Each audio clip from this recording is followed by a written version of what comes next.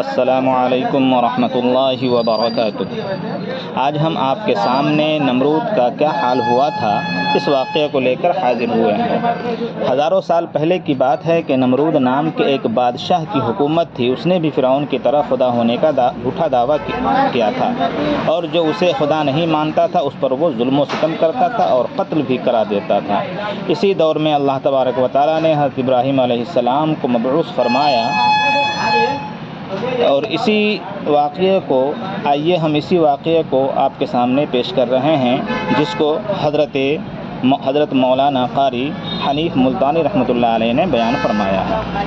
اللہم صلی علی محمد وعلی آل محمد کما صلیت علی ابراہیم وعلی آل ابراہیم انک حمید مجید۔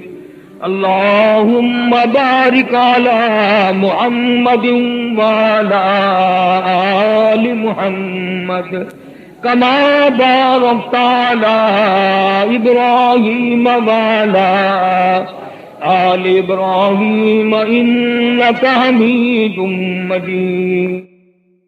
امام الانبیاء، محبوب کبریا، سید الاولین والآخرین، شفیع المذنبین، امام المتقین، شافی محشر، ساقی کوثر، احمد مجتبی محمد مصطفیٰ صلی اللہ علیہ وسلم کی سیرت طیبہ کا ذکر خیر ہو رہا ہے۔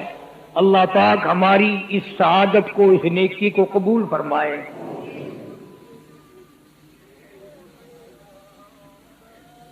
مالک کائنات نے ایک فیصلہ فرما دیا،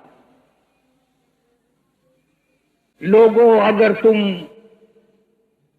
میری اطاعت کرنا چاہتے ہو، میری فرما برداری کرنا چاہتے ہو، تو میرے محبوب کریم صلی اللہ علیہ وسلم کی فرما برداری کرو۔ میرے نبی کی اطاعت میری اطاعت ہے، میرے نبی کی غلامی میری غلامی ہے، میرے نبی کی فرما برداری میری فرما برداری ہے۔ یہ قرآن کی آیت کا ترجمہ کر رہا ہوں۔ وما آتاکم الرسول فخذوہ، جو میرا نبی تمہیں دے وہ لے لو۔ وما نہاکم عنہ، جس سے منع کرے اسے بعد آ جاؤ۔ تمہاری دنیاوی زندگی، قبر کی زندگی، حشر کی زندگی، پلسرات سے گزرنے کی زندگی اسی طرح پر کامیاب ہو سکتی ہے کہ ہاتھ تیرا ہو اور دامن کالی کملی والے کا ہو، صلی اللہ علیہ وسلم۔ اسی طرح اس نے حضرت ابراہیم علیہ السلام سے اور ایسا دامن پکڑے کہ موت آ جائے مگر سرکار کا دامن نہ چھوٹے۔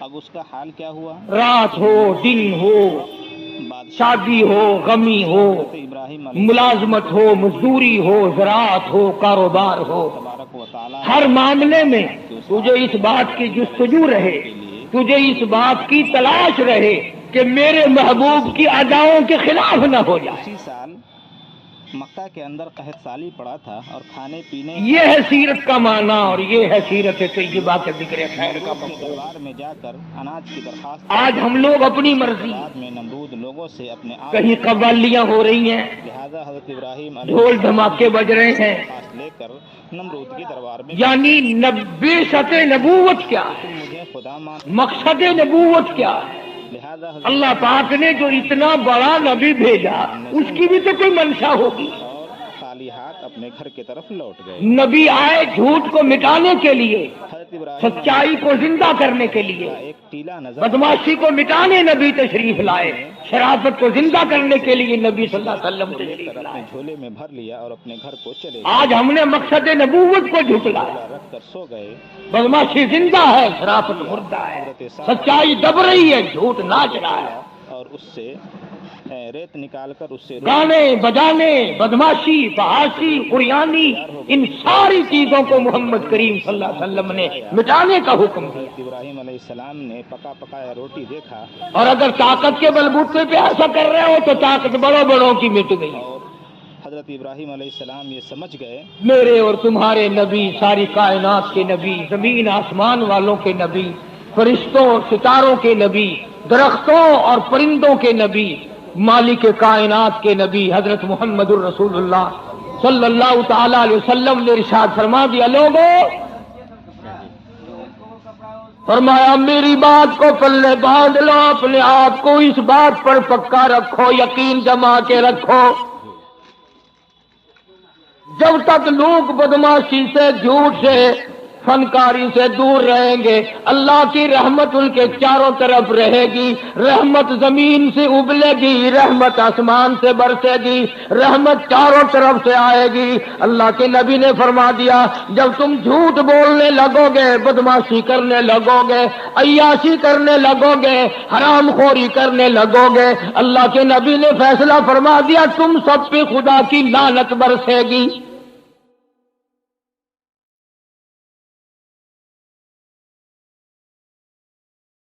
یتیم مکہ صلی اللہ تعالی علیہ وسلم کی پیدائش میں ابھی تقریباً 10 دن باقی ہیں، 15 دن باقی ہیں۔ ابرہہ یمن کا بادشاہ، اس نے یہ سوچ کر کہ ساری دنیا بیت اللہ خانہ کعبہ کا طواف کرنے جاتی ہے، ایک ایسا کوٹھا میں نہ اپنے ملک میں بناؤں، لوگ یہی طواف کیا کریں گے۔ چنانچہ ابرہہ نے ایسا ہی کوٹھا بنا دیا، اعلان کیا آؤ یمن کے کعبے کا طواف کرو۔ خدا کی قسم، تھے تو کافر، تھے تو بے دین، تھے تو جاہل، مگر اتنا پتہ ان کو بھی تھا کہ بیت اللہ کے سوا کسی اور چیز کا طواف جائز نہیں۔ ان کافروں کا یقین تھا، ان بے دینوں کا یقین تھا، ان جاہلوں کا یقین تھا۔ اللہ تبارک و تعالیٰ نے اعلان کر دیا تھا بیت اللہ کے طواف کے لیے، وَعَهِدْنَا إِلَىٰ إِبْرَاهِيمَ، ابراہیم علیہ السلام نے دعا مانگی، اسی کعبے کا طواف کیا۔ سارے نبیوں نے کیا، خلیل اللہ نے طواف کیا، ذبیح اللہ نے کیا، کلیم اللہ نے طواف کیا، نوح نجی اللہ نے طواف کیا، عیسیٰ روح اللہ نے طواف کیا، تمام کے تمام نے اسی کا طواف کیا۔ یمن کے بنائے ہوئے کوٹھے کعبے کو کافروں نے قبول نہیں کیا۔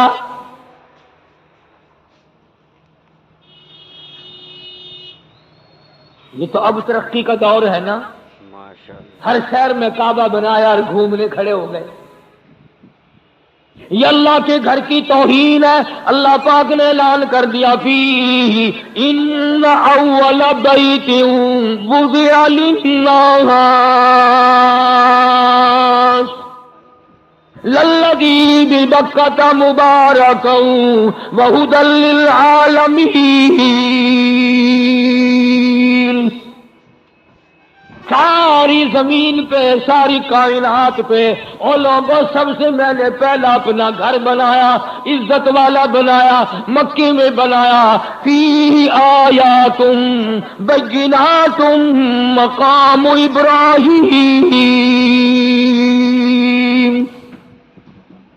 ابراہیم خلیل اللہ نے بنایا، اسماعیل ذبیح اللہ نے پتھر اٹھا اٹھا کر پکڑائے، سیدہ ہاجرہ جیسی مائی پانی لاتی ہے، حضرت سارہ جیسی روٹیاں پکا کے لاتی ہے۔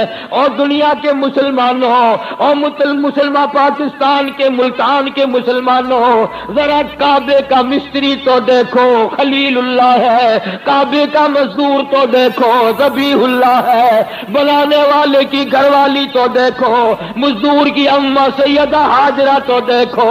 اللہ نے قرآن میں جس کا ذکر فرمایا، ارے یہ کعبہ نبیوں نے بنایا، اللہ نے بنوایا۔ آج اگر تیرے جیسا میرے جیسا کوئی اور بنا بیٹھے، ہزاروں نہیں کروڑوں کعبے بنائے، خدا کی قسم وہ کعبہ طواف کے لائق نہیں ہو سکتا۔ یہ کعبے کی توہین ہے، بیت اللہ کی توہین ہے، اس بنانے والے مستری کی توہین ہے، اس بیت اللہ کے مزدور کی توہین ہے، اور پانی لانے والی ہاجرہ کی توہین ہے، روٹیاں پکا کر کے لانے والی سارہ کی توہین ہے۔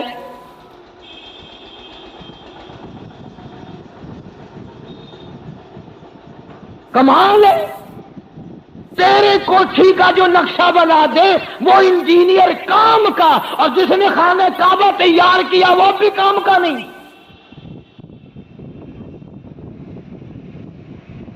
اچھا تو نبی کا غلام ہے۔ یمن کے بادشاہ نے کعبہ بنایا، لوگوں نے طواف کرنے کے بجائے پخانہ کر کر کے اس کا کوٹھا بھر دیا۔ دیکھا کیسے رد کیا۔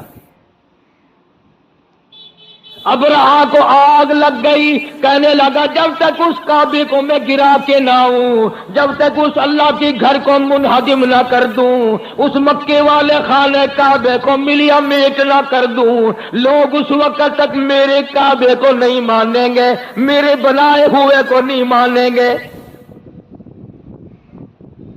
طاقت کے بلبوتے پر اٹھا، ہاتھیوں کی فوج لے کر آیا۔ کس وقت لے کر آیا؟ جبکہ دو جہان کے سردار حضرت محمد الرسول اللہ صلی اللہ تعالی علیہ وسلم شکم مادر میں ہیں۔ ابرہہ نے آ کر کے عرفات کے قریب مزدلفہ کی بائیں طرف وادی محشر میں ڈیرا لگا دیا۔ عبد المطلب جو حضور کا دادا ہے، اس کے اونٹ وہاں چل رہے تھے۔ ابرہہ بادشاہ کے سپاہیوں نے سرکار دو عالم صلی اللہ علیہ وسلم کے دادا کے اونٹ پکڑ لیے۔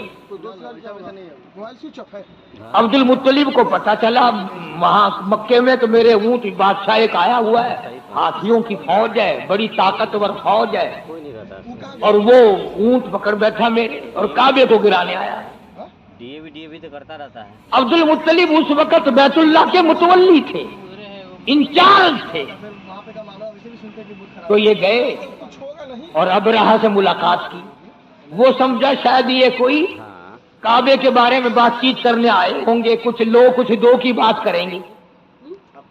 چلو اور نہیں تو میں یوں ہی طے کراؤں گا، ایک سال تیرے کعبے کا طواف ہوگا، ایک سال میرے کعبے کا طواف ہوگا، ایک سال لوگ ادھر آئیں گے، ایک سال لوگ ادھر جائیں گے۔ عبد المطلب تشریف لائے اور ابرہہ سے ملاقات کر کے کہا کہ بھئی تیرے سپاہیوں نے میرے ناجائز اونٹ پکڑ لیے ہیں، میں اپنے اونٹ چھڑانے آیا ہوں۔ نے کہا کمال ہے، آپ کعبے کے متولی نہیں؟ کہ ہاں ہوں۔ کعبے کی چابیاں تمہارے پاس نہیں؟ کہ ہاں میرے پاس ہے۔ کہ کمال ہے تیری، کعبے کی بات نہیں کرتا، اونٹوں کی بات کرتا ہے۔ تجھے اپنے اونٹوں کی پڑ گئی، کعبے کی بات کر۔ ہاں کس طرح کرنا ہے؟ عبد المطلب نے جواب دے دیا اونٹ میرا مال ہے، اس لیے میں چھڑانے کے لیے آیا ہوں، اور یہ تیرے دل میں غلط خیال ہے، کعبہ میرا نہیں، کعبے والا کوئی اور ہے۔ بیت اللہ میرا نہیں، بے شک چابیاں میرے پاس ہیں، بے شک وہاں کا انتظام میرے پاس ہے، بے شک میں وہاں کا متولی ہوں، لیکن تیرا خیال غلط ہے، کعبے کا مالک میں نہیں، کعبے کا مالک تو وہ ہے جو تیرا بھی مالک ہے، میرا بھی مالک ہے۔ سب سے پہلے اسی پہ پڑتا ہے، آپ ٹرائی کر لیجئے گوگل پہ، سب سے پہلے اسی پہ پڑتا ہے۔ سارے جہان کا وہی مالک ہے، وہ تجھ سے خود بات کرے گا، مالک میں مالک ہی نہیں، میں بات کیوں کروں؟ وہ 4 بجے بھور میں 3 بجے بھور میں سب اٹھا رہتا ہے اس کے یہاں۔ پھر اس نے کہا کہ جی انتظام تو آپ کے پاس ہے نا، جو بات کرنی ہے وہ آپ بات کریں۔ عبد المطلب نے جواب دے دیا، فرمایا میں نہیں جانتا، کعبے والا جانے اور تو جانے، تیرے پاس ہاتھیوں کی فوج ہے، میرے پلے کچھ نہیں، وہ خود تیرا مقابلہ کرے گا۔ جب زیادہ مجبور کیا ابرہہ نے، عبد المطلب نے ایک ہی بات کہہ دی، فرمایا کرے گا فکر، کرے گا فکر اپنے گھر کی، جو اس گھر کا مالک ہے، جو اس گھر کا مالک ہے وہ بحر بحر کا مالک ہے، اور ساری زمین کا مالک وہ، آسمان کا مالک وہ، سمندروں کا مالک وہ، دریاؤں کا مالک وہ، تیری فوج کا مالک وہ، میرا خالق و مالک وہ تجھ سے خود نہیں ملے گا، ری یوز کنٹینٹ میرا کعبہ ہے ہی نہیں، مالک کائنات کا ہے وہ، خدا تجھے خود سنبھالے گا۔ اسی کو ڈال دیں گے۔ ہاں ابرہا سے اتنی بات کہہ دی حضرت عبد المطلب نے، کروایا تھا۔ اور اس کے بعد گھر گئے، پریشانی ہے الہی میں کیا کروں، میرے پاس تو لشکر نہیں، میرے پاس تعداد نہیں، میرے پاس فوج نہیں، اس کے پاس تو ہاتھیوں والی فوج ہے، بس پٹی والے نے مگر اتنا تو کر سکتے تھے۔ اسی وقت عبد المطلب کی آنکھوں میں آنسو آ گئے اور فرمایا اے بیٹی آمنہ، او آمنہ چلو بیت اللہ میں چل کر دعا مانگے۔ آج موٹر سائیکل کو چار چکا کہاں سائڈ میں آگے ہاں۔ پیچھے رکھا ہوا ہاں اسی کے بغل عبد المطلب نے سیدہ آمنہ کو ساتھ لیا، مدنی کریم صلی اللہ تعالی علیہ وسلم پیٹ میں ہے، چلی جا رہی ہے، اور کعبے میں لے گیا دادا، اور ہاتھوں میں غلاف کعبہ پکڑا دیا۔ حضرت آمنہ کے ہاتھوں میں غلاف کعبہ ہے، اور حضرت آمنہ دعا مانگ رہی ہے۔ حضرت سیدہ آمنہ کہتی ہے مولا تیری مرضی، تو کریم ہے، تو رحیم ہے، تو خالق و مالک ہے۔ فرمایا دعا مانگی جناب، دعا مانگی جناب آمنہ کو پاس بٹھلا کر، الہی نصرت غیبی تو ہم کو اب مہیا کر۔ یہ علی شان بچہ جو ابھی ہے بطن مادر میں، بشارت تھی کہ اس کا نور چمکے گا تیرے گھر میں۔ مولا ہم نے تو سنا تھا کہ اس گھر کو بسانے والا آنے والا ہے، اور آج اس بیت اللہ کو ہاتھیوں کی فوج لے کر گرانے آیا دشمن۔ سیدہ آمنہ کی آنکھوں سے آنسو گر رہے ہیں، دعا مانگ رہی ہے، اور تمہیں تو دعا بھی نہیں مانگنی آتی۔ کسی آدمی سے اگر قرض مانگنا ہو نا، پیسے مارنے ہوں، کتنی باتیں بناتا ہے، پریس کرتا ہے، فلاں پہ بھی چاہیے، فلانے پہ بھی چاہیے، فلانے پہ بھی چاہیے، بس اتفاق کی بات ہے، ضرورت پڑ گئی، میں نے سوچا تھا چلو فلانے دوست کو کبھی آزمایا نہیں، آج آزما لوں دیکھوں کیا کرتا ہے۔ سینکڑوں باتیں بنا کر پھر 4 پیسے کا سوال کرتا ہے، اور اس مولا سے تو ایک دفعہ بھی نہیں کہتا اور میرے مولا تو میرا خدا ہے، میں تیرا بندہ ہوں، میں تیرا دروازہ چھوڑ کر جاؤں کہاں؟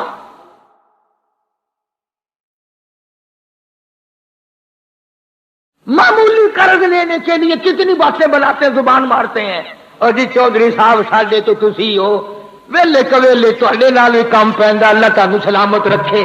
شیخ صاحب، مرزا صاحب، خان صاحب، تسی تے کدے جواب ہی نہیں دتا جی ماشاءاللہ اے ساڈے بچے نے، تسی آپ ماں پیو بنے ہوئے ہو، کتنی گلاں ماردا ہے۔ لیکن یہاں بیٹھ کے نہیں کہتا ہوں میرے مولا میں سیاکار ہوں، گناہگار ہوں، تیرے در کا خطاوار ہوں، ہزاروں نہیں لاکھوں کروڑوں گناہوں میں ڈوبا ہوا ہوں، زمین کے ذرات سے زیادہ میرے گناہ، سمندر کے قطروں سے زیادہ میرے گناہ، زمین کے ذرات سے زیادہ میرے گناہ، درختوں کے پتوں سے زیادہ میرے گناہ، آسمان کے ستاروں سے زیادہ میرے گناہ، یہ سب کچھ ہے، پر میرے مولا بتا میں جاؤں کہاں؟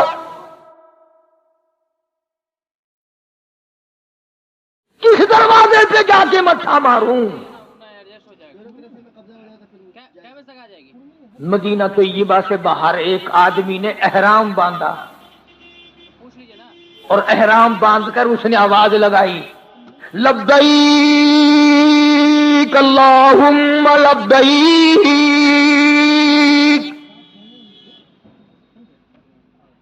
حاضر ہوں تیرے دربار میں، حاضر ہو گیا ہوں۔ آواز آئی لا لبیک وسعدیک، تیری حاضری منظور نہیں. بول دیے ہو گیا. بڑے میاں تھے، یہ احرام باندھنے والے بزرگ آدمی تھے. ایک برابر میں نوجوان کھڑا ہوا تھا، اس نے بھی آواز سنی. کہنے لگا بڑے میاں جب منظوری نہیں تو کیا کرو گے جا کے؟ جب آواز آ گئی کہ منظور ہے ہی نہیں، کیوں دھکے کھا رہے ہو؟ بڑے میاں کی آنکھوں میں آنسو آ گئے. فرمایا بیٹا تو ایک دن یہ آواز سن کر گھبرا گیا، مجھے یہ آواز سنتے سنتے 53 سال گزر گئے. پھر دیے دیتے ہیں. چلو ہمارا وہی ہے، اب منع بھی نہیں کر سکتے. مجھے یہ آواز سنتے سنتے 53 سال گزر گئے، پر آج تک میرے دماغ میں بھی یہ بات نہیں آئی کہ اگر یہاں منظور نہیں تو وہاں چلا جاؤں. ارے منظور ہو یا نہ ہو میں جاؤں کہاں؟ ایسے بھی ٹھکانا ہوا کوئی فرق نہیں پڑتا. میں اور کہاں جاؤں؟ بس اتنی بات جب منہ سے نکلی آواز آئی آج ہم نے تمہارے یکدم 54 حج قبول کر لیے. چاند بھائی آئیں گے تو چاند بھائی ہی کرتے رہتے ہیں. اسی پر وہ کہتا کہ تیری کرم سے بے نیاز، تیرے کرم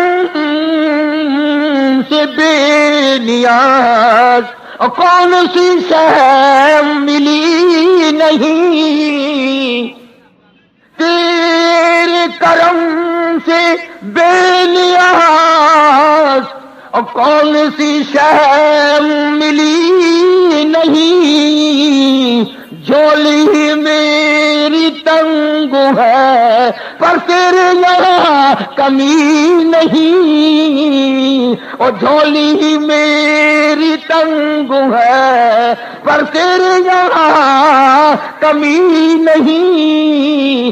سربا سجود ہوں مگر سربا سجود ہوں مگر عزم میں پختگی نہیں، قائل بندگی تو ہوں قابل بندگی نہیں. اور میرے مولا جیسے تیرا حکم ہے ویسے اطاعت بدانا نہ کہاں میرے بس کی بات ہے. نہ خالی سلنڈر لے کر نا سلنڈر. دعا مانگی سیدہ آمنہ رضی اللہ تعالیٰ عنہ نے. سرکار کے دادا نے دعا مانگی. کیا حضرت؟ آواز آئی عبد المطلب جب تم نے میرا دروازہ کھٹکھٹا دیا اور اگلی بات مجھے فون کر کے یاد کر کے لکھ کے لے جاؤ. کیا مزیدار بات ذہن میں آئی ہے. ڈرائیور آواز آئی عبد المطلب والا لگایا ہے. تو دعا مانگتا بات اور تھی، سارا مکہ مانگتا بات اور تھی، سارے قریش والے دعا مانگتے بات اور تھی، آمنہ اکیلی دعا مانگتی بات اور تھی. میں تیری جھولی کیسے خالی لوٹاؤں؟ آمنہ پیٹ میں میرے محبوب کو لے کے آئی ہے صلی اللہ علیہ وسلم. اور فرمایا اب میں نے اتنا قبول کر لیا، لشکر کی حاجت نہیں، فوج کی ضرورت نہیں. قریش والے بھی جاؤ، سردار آرام کرو، مکے والوں سو جاؤ. فرشتوں تمہاری ضرورت نہیں، جنوں تمہاری حاجت نہیں. آج ہاتھیوں کی فوج کے مقابلے کے لیے کسی کی ضرورت نہیں. آملہ جب تو کالی کملی والے کو لے کے آ گئی، میں بھی تمہیں ایسی جنگ کر کے دکھاؤں گا جس سے میری خدائی سمجھ میں آئے. نرالی جنگ ہوگی آج. عبد المطلب نے جب یہ بات کہہ دی کہ کعبے والا کعبے کی بات کرے گا تو میں ہی کروں گا. جبریل ہٹ جا، اسرافیل ایک طرف ہو جا، میکائیل اپنی طاقت کو الگ رکھو، سارے فرشتوں ایک طرف ہٹ جاؤ. آج نرالی جنگ ہوگی. نرالی کیسے ہوگی؟ فرمایا ابرہہ کے ہاتھی لڑیں گے، میں خدا کی چڑیا لڑے گی. قرآن ہے، قرآن کہانیاں نہیں ہے یہ، ڈولے نہیں ہے.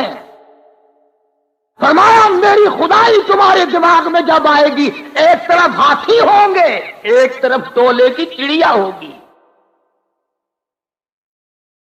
خدائی طاقت کا مقابلہ ہوگا. بس دیکھتے دیکھتے ابرہہ نے اپنی فوج کو چلنے کا حکم دیا. ہاتھی چلے، فوج چلی، اور آسمان کی طرف بادل سے دکھائی دیے. بادل سے دکھائی دیے. دیکھتے دیکھتے ہزاروں لاکھوں کروڑوں چڑیا جمع ہو گئی. جیسے فوج کو جب تک حکم نہیں ملتا اس وقت تک حملہ نہیں کرتی.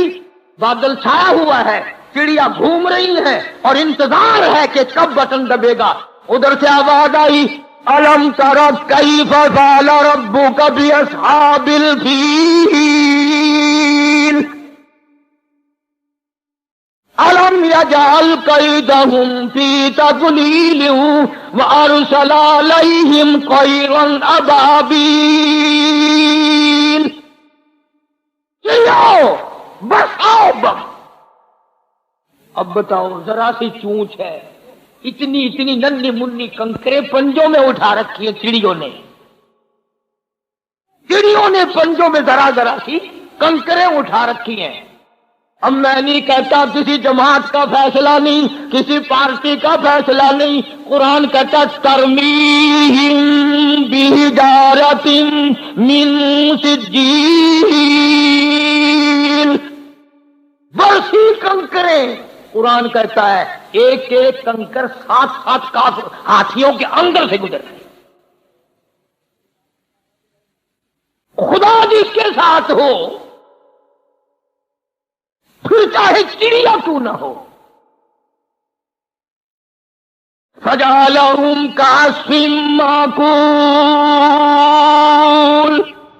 قرآن کہتا ہے چڑیوں کی کنکریوں نے اس طرح ہاتھیوں کو چھلنی کر دیا جیسے گھاس چارے کو جانور منہ میں چبا کے کر دیا کرتا ہے. چبایا ہوا گھاس بنا کے رکھ دیا. ہاتھی جو واپس بھاگے نا، وہ بادشاہ فوج ساری اپنے ہاتھیوں کے نیچے رگڑی گئی ساری فوج. خدائی فیصلے ہیں. وہ ایک اور بادشاہ تھا نا پہلے، نمرود، بڑا شیطان تھا. وہ بھی یوں کہتے ہیں 400 سال اس کے سر میں درد کرنے رکھتا تھا. سونک انٹرپرائزز سے آپ ہر طرح کا آڈیو ویڈیو کیسٹ حاصل کر سکتے ہیں. بڑی عیش کی، اللہ نے بڑی مہلت دی، اللہ نے بڑی مہلت دی. نہیں خدا کی خدائی سمجھ میں آئی.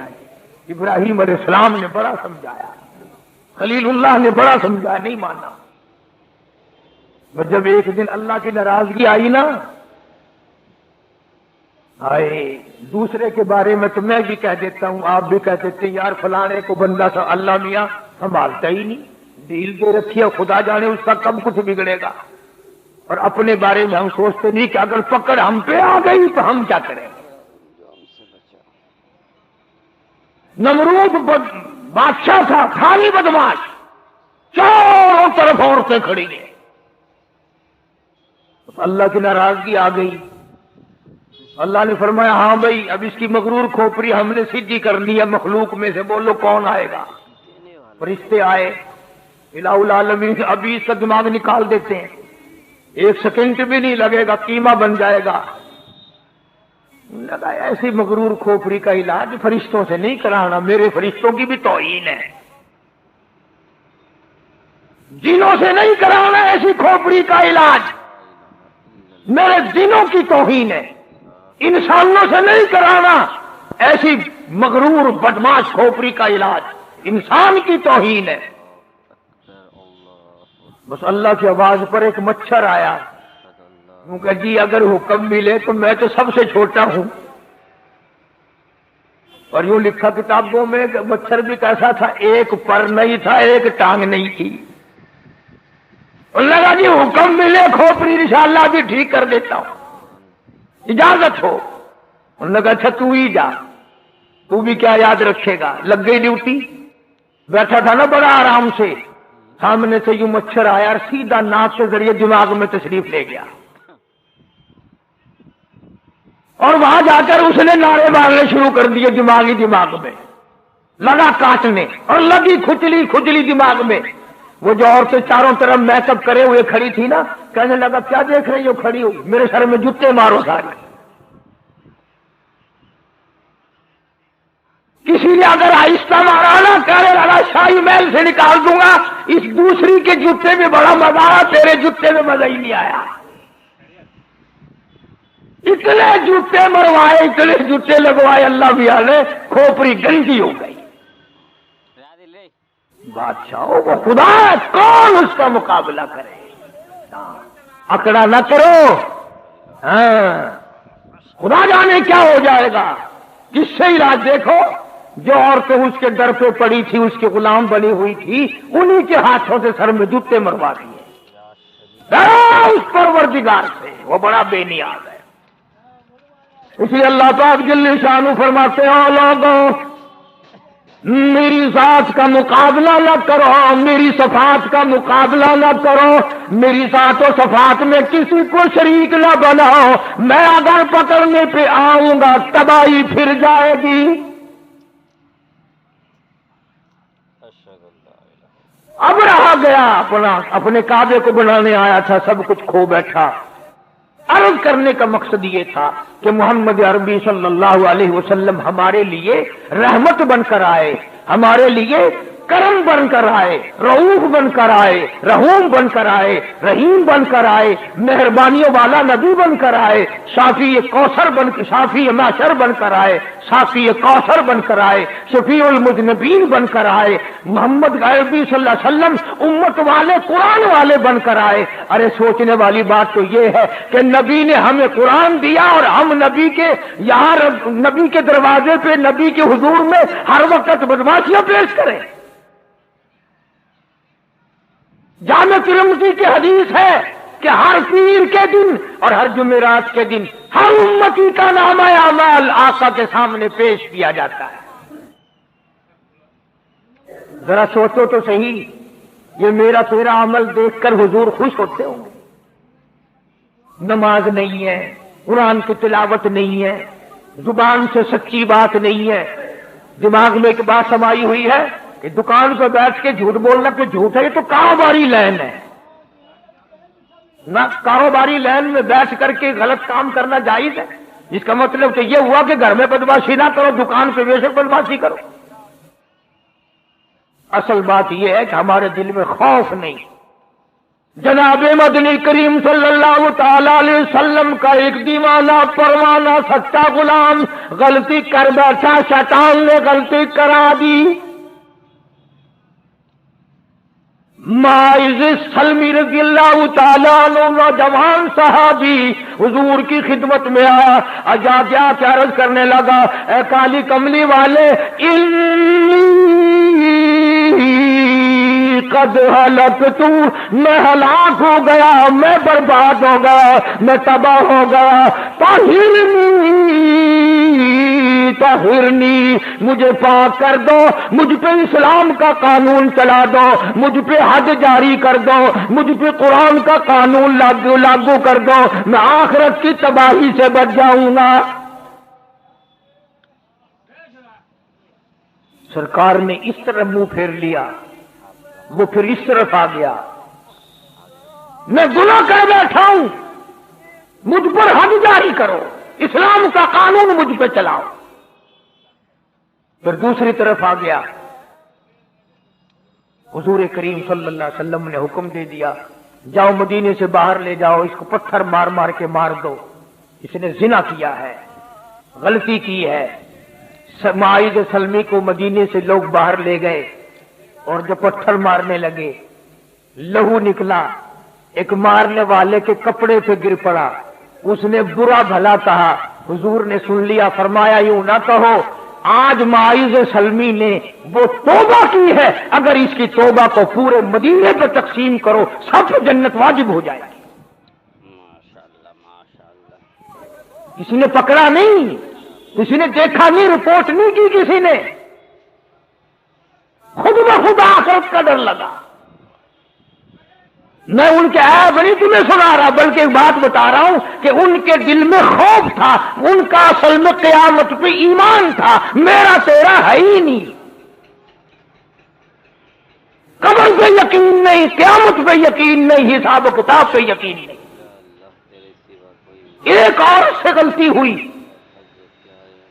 حضور کریم صلی اللہ علیہ وسلم کے دربار میں آئی، خود اقرار کرتی ہے، اعتراف کرتی ہے، بلکہ اس پر اصرار کرتی ہے کہ مجھے سزا دو جو قرآن میں ہے۔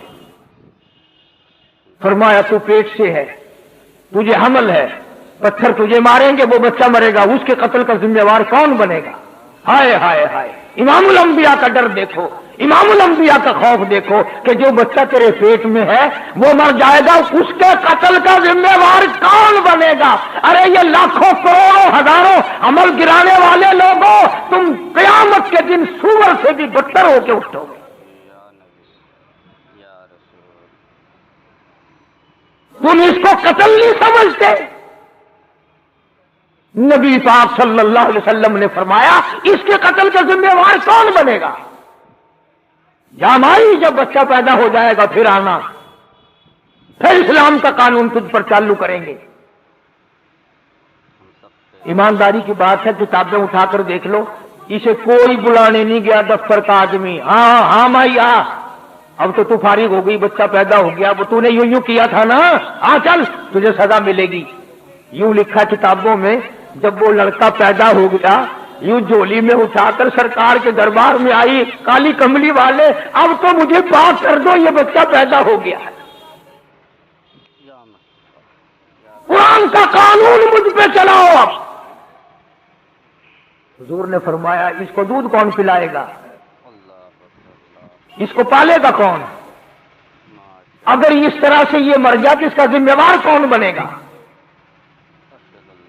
روٹی دھوتی پھر چلی گئی، اور اس توجہ کرنا، اس وقت پوچھنے لگی جی کس وقت لے کے آؤں اسے؟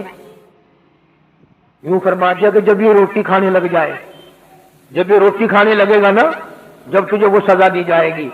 یوں لکھا کتابوں میں کہ چند مہینے کا تھا، ہاتھ میں ٹکڑا دے کے لے آئی، جھولی میں دیکھ لو ہاتھ میں ٹکڑا تو کھاتا بھی ہوگا نا، اب میرے یہ قدم اس خدا کی زمین پہ نہیں پڑنے چاہیے،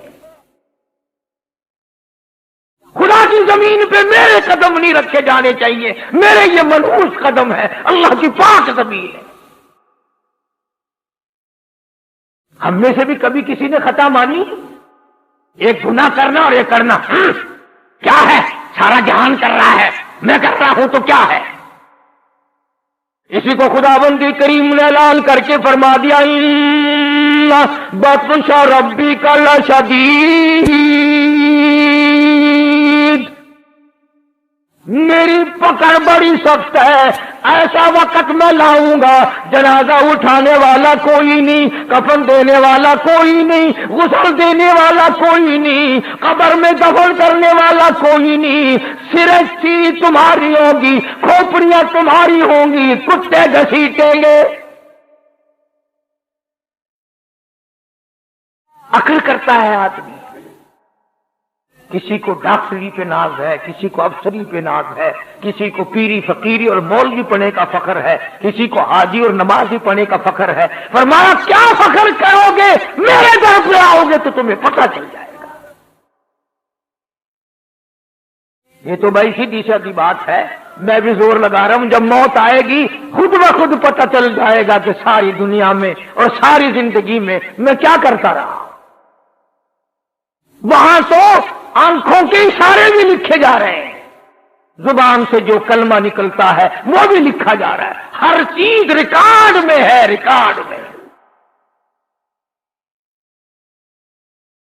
تو ہمارے نبی حضرت محمد کریم صلی اللہ تعالی علیہ وسلم نے ہر چیز کا نمونہ بن کے دکھلایا، کھا کے دکھایا، پی کے دکھایا، سو کے دکھایا، اپنی شادیاں کر کے دکھلائی، اپنی بچیوں کی شادیاں کر کے دکھلائی، اپنے عزیزوں اور رشتہ داروں کی شادیاں کر کے دکھلائی، بیمار بھی ہو کے دکھایا، مدینے کا بادشاہ بن کے بھی دکھایا، اور اپنے پیٹ پہ دو دو پتھر باندھ کے بھی دکھایا۔ ایک ایک وقت میں ایک ایک بکری کی ران بھی کھا کے دکھائی، اور کئی کئی وقت میں درختوں کے پتے چبا کر الحمدللہ پڑھ کے بھی دکھایا۔ جناب عائشہ صدیقہ رضی اللہ تعالی عنہا فرماتی ہیں کہ کئی مرتبہ ایسا ہوتا تھا مہینوں مہینوں ایک کھجور کا دانا اور ایک پانی کا پیالہ، پانی بھی مول ملتا تھا، اندازہ لگائے ایک پانی کا پیالہ، پانی بھی رج کے نہیں، اور ایک کھجور کا دانا۔ تو کسی نے حضرت عائشہ صدیقہ رضی اللہ تعالی عنہا سے پوچھا کہ اماں کیسے وقت گزرتا تھا؟ تو رونے لگی اور فرمایا بیٹی اس پیالے کی بھی اس وقت قدر ہوئی جب وہ بھی نہ ملا۔ تو محبوب کائنات صلی اللہ علیہ وسلم نے جنگوں میں فتح کر کے بھی دکھلائی۔ جنگ بدر کے فاتح کو دیکھو، اگر کسی نے شکست دیکھ لی ہو تو احد کے میدان میں پیغمبر کے چچا کے 11 ٹکڑے اٹھاتے ہوئے کو دیکھو۔ اگر تمہاری بیٹی ہے، تمہیں اس کے ساتھ نباہ کرنا پڑ رہا ہے، تو تم فاطمہ کے ابا کو دیکھو کہ وہ کیا کرتا ہے۔ اگر عمر میں تیری بیوی چھوٹی ہے، اس کے ساتھ تجھے زندگی بسر کرنی پڑ رہی ہے، تو تو عائشہ صدیقہ کے شوہر کو دیکھ کہ عائشہ صدیقہ کی عمر 6 سال ہے اور سرکار دو عالم صلی اللہ علیہ وسلم کی عمر 52 سال ہے۔ اور اگر تیری بیوی عمر میں تجھ سے بڑی ہے، اس سے گزارا کرنا پڑ رہا ہے، تو سیدہ خدیجہ رضی اللہ تعالی عنہا کے خامن کو دیکھ کہ حضور کریم صلی اللہ علیہ وسلم کی عمر مبارک 21 یا 25 برس ہے اور حضرت خدیجہ کی عمر 45 سال ہے۔ اگر تمہیں نواسے کے ساتھ نباہ کرنا پڑ رہا ہے، حسین کے نانا کو دیکھ۔ اگر تجھے اپنے داماد کے ساتھ نباہ کرنا پڑتا ہے، علی مرتضیٰ اور عثمان کے سسر کو دیکھ۔ اور اگر تجھے اپنے سورے کے ساتھ نباہ کرنا پڑتا ہے تو پیغمبر خدا صلی اللہ تعالی علیہ وسلم کے ابو بکر صدیق سسر کو دیکھ۔ کون سی چیز ہے جو میرے آقا کی سیرت میں تجھے نہیں ملتی؟ اپنی زندگی میں انقلاب لاؤ، سچ اختیار کرو، شرافت اختیار کرو، عبادت اختیار کرو، ظلم سے باز آؤ۔ حدیث پاک میں آتا ہے کہ بعضی مرتبہ آدمی ایسا ظلم کر بیٹھتا ہے کہ اس ظلم کو اگر زمین پہ ڈال دو تو زمین میں آگ لگ جائے، سمندر میں ڈال دو سمندر میں آگ لگ جائے۔ یہ سارا جہان ناپائیدار ہے، بے وفا ہے۔ اسی کو شیخ سعدی رحمت اللہ علیہ کیا عجیب نقل کرتا ہے، کہتا کہ یکی بر حسیرو یکی بر سریر، یکی در پلاسو یکی در حریر۔ کہتا یہ تو مقدری سودے ہیں، ایک بوری میں لپٹا بیٹھا ہے اور ایک مخمل اور تخت شہنشاہی پہ بیٹھا ہے۔ یکی باجدارو یکی تاجدار، یکی باجدارو یکی تاجدار، یکی سرفراز ہو یکی خاک سار۔ ایک کے سر پہ تاج ہے اور ایک کے سر پہ کپڑا بھی نہیں، تھر تھر تھر تھر سردی میں کرتا پھرتا ہے۔ اللہ پاک نے الگ الگ مقدر بنائے۔ فرمایا یکی را شب و روز مصحب بدست، یکی را شب و روز مصحب بدست، یکی خوبتا در کنج میں خانہ مست۔ کہتا ایک ایسا مقدروں والا ہے، ہر وقت اس کے ہاتھ میں اللہ کا قرآن ہے، اور ایک ایسا ہے شراب خانے میں سے میت نکل رہی ہے، کنجر خانے میں سے موت نکل رہی ہے۔ ایک ایسا نصیبے والا ادھر دم نکلا، ادھر قرآن زبان پہ تھا، اور ایک ایسا مقدروں کا مارا ہوا کنجری کی گود میں موت آ رہی ہے۔ تو ہمارے نبی حضرت محمد رسول اللہ صلی اللہ تعالی علیہ وسلم نے ہمیں پوری زندگی دی، ساری زندگی کا طریقہ کار بتا دیا۔ یہ بات نہیں ہے کہ تم نے اختیار کر رکھی ہے کہ غزلیں گاؤ، پتاشے کھاؤ اور جنت میں چلے جاؤ۔ اگر پتاشے چاپ کر جنت میں جاتے تو بلال کا چمڑا نہ اگیڑا جاتا۔ ہاں، 4 عورتوں نے 4 مردوں نے مل کر غزلیں گائی اور مٹھائی کھائی اور جا کے سو گئے، صبح کی نماز بھی نہیں۔ دوستو جنت اگر اتنی سستی ہوتی، سیدہ زنیرہ کی آنکھیں نہ نکالی جاتی، ابو فقیہہ کی پسلیاں نہ توڑی جاتی، لبینہ کا چمڑا نہ اجھیڑا جاتا، بے شمار صحابہ کرام کا قیمہ نہ بنتا۔ بڑی عجیب بات کہی مجذوب نے، فیصلہ کر دیا۔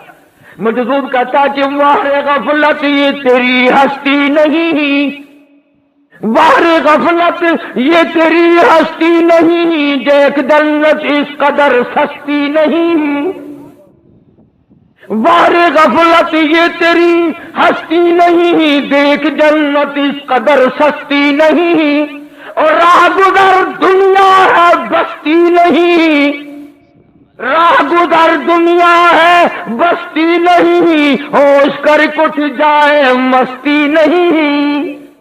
عقل کر، دماغ لڑا، مخول تو نہیں۔ اس لیے قرآن کریم نے اعلان کر دیا اولئک الذین کفروا بآیات ربہم ولقائہ فحبطت اعمالہم فلا نقیم لہم یوم القیامۃ وزنا۔ او میرے بندے، بدیوں کا پلڑا بھر کے لایا، نیکیوں والے میں ہائی کچھ نہیں، تو لو کیا؟ بھی تول تو جب ہی لگے گا نا جب دونوں پلڑوں میں کچھ وزن ہوگا، ایک پلڑے میں جب کچھ ہے ہی نہیں تو لو کیا؟ یوم القیامت وزنا، وزن کس بات کا کرو؟ تو دوستو، امام الانبیاء محبوب کبریا حضرت محمد مصطفیٰ صلی اللہ تعالی علیہ وسلم کی ذات اقدس کی تابعداری کا وقت ہے، اور خدا جانے میری تیری کس کی قبر تیار ہے۔ حدیث پاک میں یوں آتا ہے کہ بسا اوقات آدمی بنگلہ کوٹھی مکان بناتا ہے، حضور نے فرمایا، سب کا جو صلی اللہ، بسا اوقات آدمی اپنی ساری پونجی لگا دیتا ہے مکان پہ، لیکن حضور فرماتے ہیں کہ اللہ نے یوں فرمایا کہ اس غریب کو یہ پتا بھی نہیں کہ اس محل میں ایک رات بھی سونا نصیب نہیں ہے، بھائی کم سے کم سویا کر، ایک رات بھی اس مکان میں بسیرا نصیب نہیں، موت آ جائے گی۔ اور ارشاد فرمایا محمد عربی صلی اللہ علیہ وسلم نے کہ بسا اوقات آدمی سیرا باندھ کے چلتا ہے، شادی کی تیاری ہے، خوشی ہے، ناچ رہا ہے، خوشیوں میں پھولا نہیں سماتا، لیکن اس غریب کو یہ پتا بھی نہیں کہ جس دلہن کو لینے چلا ہوں ہاتھ لگانا بھی نصیب نہیں ہوگا، کیا پتا اسے؟ بڑی عجیب بات فرمائی محمد عربی صلی اللہ علیہ وسلم نے، فرمایا دو چیزوں کی ضمانت تم دے دو، لکھ کے لے جاؤ، دل کی تختی پہ کام آنے والی بات، اگر عمل کرو گے انشاءاللہ قبروں میں دعائیں دو گے۔ فرمایا دو چیزوں کی ضمانت تم دے دو، جنت الفردوس کا ضامن میں محمد رسول اللہ بنتا ہوں، اور جس کا ضامن کالی کملی والا بن جائے اسے کیا چاہیے؟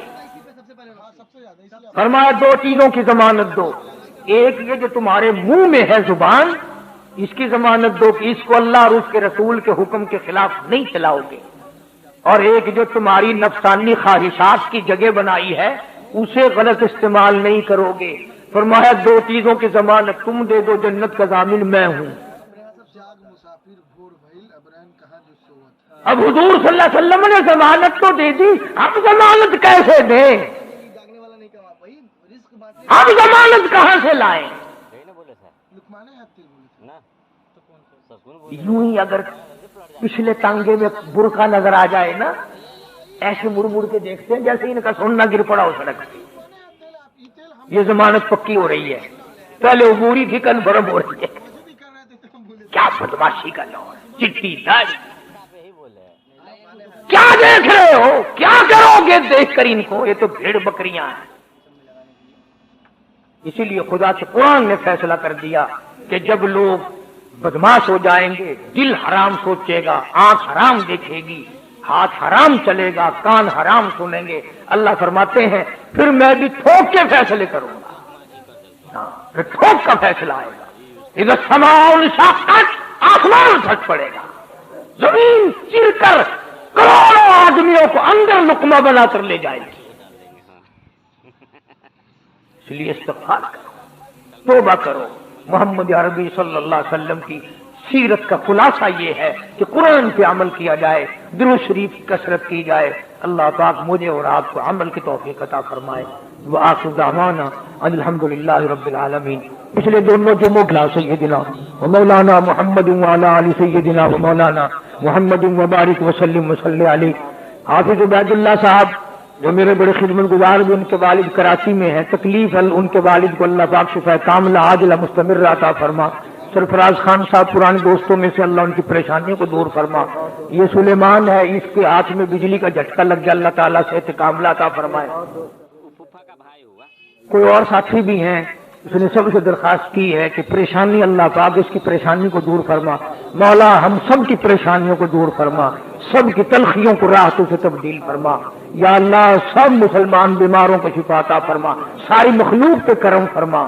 مولا جس طرح کی بھی پریشانی ہے، تیرے خزانے میں کوئی کمی نہیں، ہم سب پہ کرم فرما دے، ہم سب کی جھولیاں بھر دے۔ مولا ہم سب کا قبر حشر اچھا فرما دے، موت اچھی فرما دے۔ یا اللہ کاروباری حال، فصل کا، رزق کا حال اچھا کر دے، سب کے کاروبار میں، روز رزق میں برکت عطا فرما۔ مدرسے اور مسجد کے اور میرے خدمت گزار دور کے نزدیک کے جتنے ہیں، یا اللہ دو جہان میں رنگ دے۔ یا اللہ ان کو اتنا دے کہ وہ سنبھال نہ سکے۔ پروردگار عالم ہم سب کی اولاد کو نیک اور نمازی بنا، بے اولاد کو اولاد عطا فرما۔ کئی ساتھی ہیں ملک میں، بچیاں ہیں، وہ بیٹوں کے متعلق ترستے ہیں، یا اللہ ان کی جھولیاں بھر دے۔ یا اللہ ان کی تمناؤں کو پورا فرما دے، قرض دار کے ذمے سے قرض اتار دے۔ یا اللہ ہم سب کی دو جہان کی پریشانیوں کو دور فرما۔ یا اللہ کامیابی اور کامرانی عطا فرما، کلمے اور ایمان والی موت عطا فرما۔ اے اللہ ہم سب کے ماں باپ کی بخشش فرما، آباء و اجداد کی مغفرت فرما، ساتھیوں اور رشتہ داروں اور عزیز و اقربا کی مغفرت فرما۔ مالک کائنات ہم سب پر فضل فرما، سارے پاکستان پہ فضل فرما، سارے عالم اسلام پہ فضل فرما، ساری امت پہ اپنی کریمی فرما۔ الہی ہمیں توفیق عطا فرما کہ تیرے حبیب حضرت محمد کریم صلی اللہ علیہ وسلم کی غلامی نصیب ہو جائے، اطاعت نصیب ہو جائے، نبی کی سنتوں کو زندہ کرنا ہم سب کو نصیب ہو جائے۔ صلی اللہ علیہ حبیبہ محمد وآلہ وسلم۔ محترم حضرات، تو ہمیں اس واقعے سے یہ سبق ملتا ہے کہ اس دنیا کے اندر کسی بھی آدمی کو کسی چیز پر غرور نہیں کرنا چاہیے، کیونکہ جو حال نمرود کا ہوا تھا ہو سکتا ہے کہ وہ حال ہمارا بھی ہو جائے۔ لہٰذا اس واقعے سے ہمیں یہ سبق ملتا ہے کہ ہم اپنے آپ کو خدا ہونے سے بچائے رکھیں۔